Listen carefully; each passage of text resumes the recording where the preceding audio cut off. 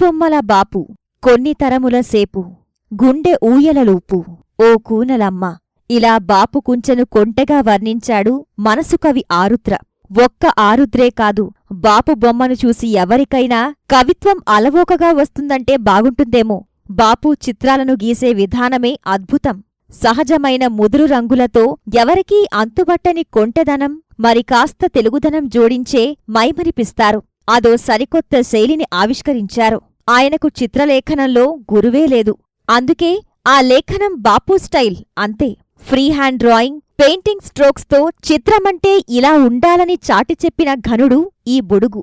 ఆయన కుంచెలో ప్రాణం పోసుకున్న గడుసైన బొమ్మలు సీగాన పెసూనాంబల గమ్మత్తుగా పలకరిస్తాయి. ఆయన చిత్రాలు హిందూ పౌరాణిక చిత్రాలను ప్రతిబింబిస్తాయి.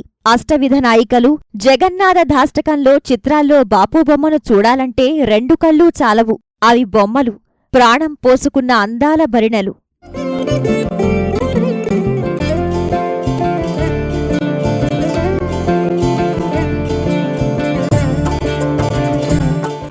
చిత్రకళపై ఎవరి వద్ద శిష్యరికం చేయని బాపు బొమ్మలు గీసే ప్రతి ఒక్కరూ తన గురువే అని చెప్పుకుంటారు.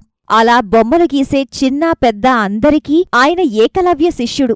బాపు చిత్రాల్లో ఆడవాళ్లు చారడేసి కళ్ళు, వాలుజడతో అందంగా కనిపిస్తారు. రెండు జడల సీత ఆయనకు మాత్రమే ప్రత్యేకం. రెండు జడలతో ఒక అమ్మాయి కనిపిస్తే రెండు జడల సీతతో పోల్చటం బాపు హస్తకళా నైపుణ్యానికి ఒక నిదర్శనం. చివరకు ఆయన గీతలో అమ్మాయి తెలుగుదనానికి ప్రతీకగా బాపు బొమ్మగా నిలిచిపోయింది. ఎందరో రచయితలు తమ రచనలకు బాపు బొమ్మలు ఉంటే చాలు, అంతకు మించి బలం లేదని భావించేవారు. తమ రచనలకు బాపు బొమ్మలు ఉంటే ప్రేక్షకుల అభిమానం దక్కినట్లేనని విశ్వసించేవారు. రామాయణ మహాకావ్యం, సీతా స్వయంవరం, రాముడి గొప్పతనం వంటి చిత్ర సంకలనాలు ఆయనలోని కళాకారుడిని అవగతం చేస్తాయి. నలుపు తెలుపు గీసిన సెంటర్ స్ప్రెడ్లు ఇప్పటికీ ఆ తరం పాఠకుల కళ్ల ముందు కదలాడతాయి. ఎంఎస్కో ప్యాకెట్ బాక్స్ కి బాపు అద్దిన రంగులు నిత్యనూతనాలు.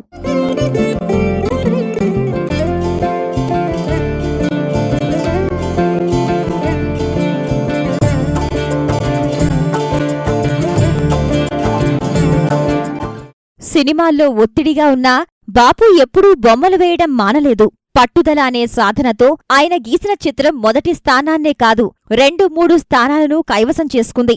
ఎప్పుడో షష్ఠి పూర్తి చేసుకున్న ఆయన చిత్రం 30 ఏళ్లపాటు ప్రతి తెలుగు పుస్తకంపై కనిపించిందంటే అతిశయోక్తి కాదు. పుస్తకాల దుకాణానికి వెళ్తే బాపు బొమ్మలు చూడటానికి కాదు, అమ్మకానికి ప్రత్యేక ఆకర్షణగా నిలిచేది. బాపు చిత్రాలు కళాభిమానులను మంత్రముగ్ధులను చేస్తే ఆయన చేతినుంచి జాలువారిన వ్యంగ్యా చిత్రాలు ప్రతి ఒక్కరినీ ఆలోచింపజేశాయి. ఆయన సృజనాత్మకతకు కార్టూన్లు ప్రతిబింబాలు. కొన్ని చిత్రాలు ప్రజల్లో చైతన్యం కల్పిస్తే మరికొన్ని కళాఖండాలు కడుపుబ్బా నవ్వించాయి. 1945 నుంచి బాపు బొమ్మలు, కార్టూన్లు తెలుగు పత్రికలకు ముఖచిత్రాలుగా వెలువడటం విశేషం. బాపు ఆంధ్రపత్రికలో 1955లో కార్టూనిస్టుగా కూడా పనిచేశారు. అమెరికాలో తెలుగువారి కోసం అక్కడి నుంచి వెలువడుతున్న తెలుగునాడి అనే పత్రిక అద్భుతమైన బొమ్మలన్నింటినీ ప్రచురించింది. కార్టూనిస్టుగానే కాకుండా గ్రాఫిక్ డిజైనర్గా కూడా బాపుకు ఎవరూ సాటిరారు. బాపు బొమ్మలే కాదు, ఆయన చేతిలోని అక్షరాలు కూడా హొయలుపోయాయి.